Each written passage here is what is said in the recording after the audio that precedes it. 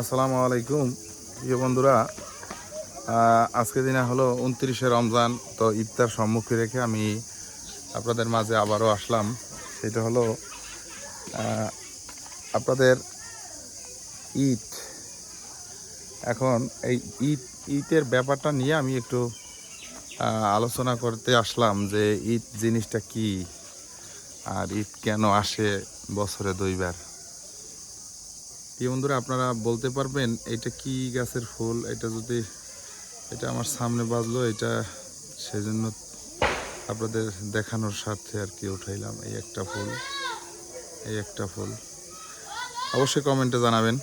এখন আমি যে ব্যাপারটা নিয়ে আপনাদের মাঝে আসলাম সেটা হলো ঈদ ঈদ ব্যাপারটা নিয়ে একটু কথা বলতে আসছি যে ঈদের আনন্দটা কি সবার জন্য কি না, এই কথাটা আমি বলার জন্য আসছি। তো ঈদের আনন্দটা কি সবার জন্য কি না, যারা এই ব্যাপারটা নিয়ে এখন কনফিউশনে আছেন তাদের একেবারে অনেকে জানেন, আবার অনেকে জানেন না যে আসলে ঈদ কাদের জন্য বা ঈদের আনন্দটা কিসের জন্য, বা ঈদের আনন্দগুলা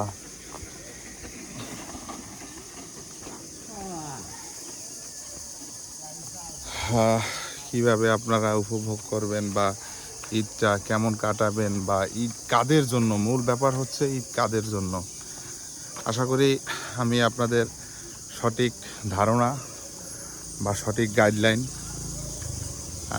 তুলে ধরার জন্য একটু সাহায্য বা সহযোগিতা করার চেষ্টা করব আমার ভিতর থেকে, অর্থাৎ আমি যতটুকু জানি তার ভিতর থেকে। ঈদ হচ্ছে কাদের জন্য জানেন?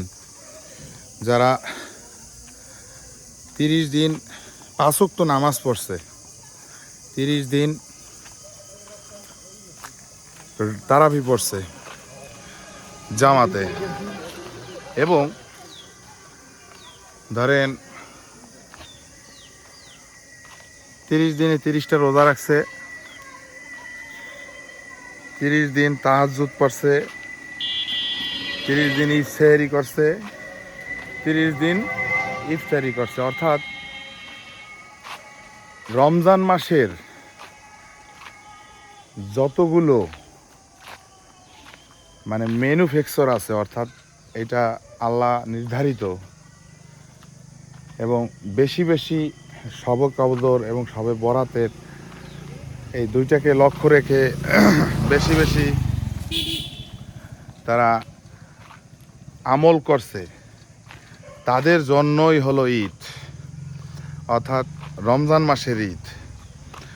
অর্থাৎ রমজান মাসের ঈদটা কিন্তু সবার জন্য না। এখন যারা দেখবেন একটা রোজাও রাখে নাই এবং ঈদের আনন্দটা তারা ভাগ করে নেয়, অর্থাৎ মহান আল্লাহ তাআলা ঈদের ব্যাপারটাকে খোলাখুলিভাবে এইভাবে প্রকাশ করছে যে রমজান মাসে ঈদ কাদের জন্য। তো রমজান মাসের ঈদ হচ্ছে যারা রোজা রাখবে এবং রোজাদার ব্যক্তিদের জন্য। এখন রোজাদার ব্যক্তি তো একটা রোজাও রাখে, তাই না? এখন তার জন্য কি ঈদ ইম্পসিবল, অর্থাৎ পরিপূর্ণ, অর্থাৎ সম্পূর্ণটা, একেবারে সম্পূর্ণটা যে সে মেনে চলবে এবং সম্পূর্ণ দিকগুলা তার ভিতরে আছে, পাশাপাশি সবগুলো সে মেনে চলে, তাদের জন্যই হলো রমজান মাসের ঈদ।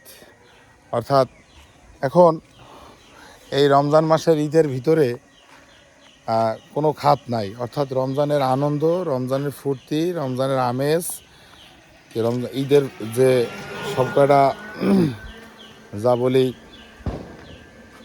পূর্ণতা, অর্থাৎ ম্যানুফ্যাকচার যেগুলো সে নিজে অনুসরণ করতে পারবে, তার জন্যই হলো এই ঈদ উল ফিতর। অর্থাৎ টাকা আছে, অর্থবিত্ত আছে, তাদের জন্য কিন্তু ঈদের আনন্দ না। তারা হয়তো বা আনন্দকে কিনে নিতে পারবে, কিন্তু সেটা কিন্তু আনন্দ তৃপ্তিময় না। ঠিক আছে, কিন্তু আনন্দ তৃপ্তিময় না। আনন্দ সেই ব্যক্তি পাইবে যার কিছু নাই, অথচ রমজান মাসে সে সমস্ত আল্লাহর গাইডলাইন অনুসরণ করছে, পাশাপাশি একেবারে এক্সট্রা কিছু গাইডলাইন অনুসরণ করছে। সেই হলো পূর্ণতা, অর্থাৎ সে সম্পূর্ণ মার্ক সে অর্জন করতে পারছে। এবং সেই ব্যক্তিই ওই ময়দান থেকে, ঈদ উল ফিতরের ময়দান থেকে সে একেবারে মায়ের পেট থেকে যেভাবে নিষ্পাপ হয়ে পড়ে, অর্থাৎ ওই রকম তাকে আল্লাহ মানে বানিয়ে দেয়, পাপকে ধুয়ে মুছে একেবারে নিষ্পাপ বানাই দেয়। এটা আল্লাহর ওয়াদা ভাই, এটা আমি জানি না, তবে নবী রাসূল তার বাণী।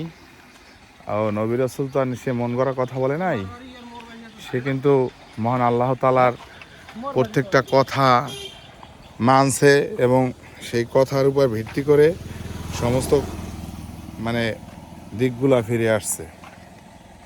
এটি হলো মেইন কথা বা কাজ। তো ঈদের আনন্দটা তাদের জন্যই, ঈদের আনন্দ সবার জন্য না। নতুন জামা গায়ে দিলে আর গোস্ত খাইলে আর ভালো জুতা পায়ে দিলে বা ভালো ভালো গাড়িতে চললে, শোডাউন দিলে কিন্তু ঈদ হইবে না। ঈদ করতে হইলে ঈদের পরিপূর্ণতা লাগবে। তো আমার কথাগুলো যারা মন দিয়ে শুনছেন, অবশ্যই তারা কমেন্ট বক্সে কিছু জানাবেন। আল্লাহ হাফেজ আর ঈদ মোবারক।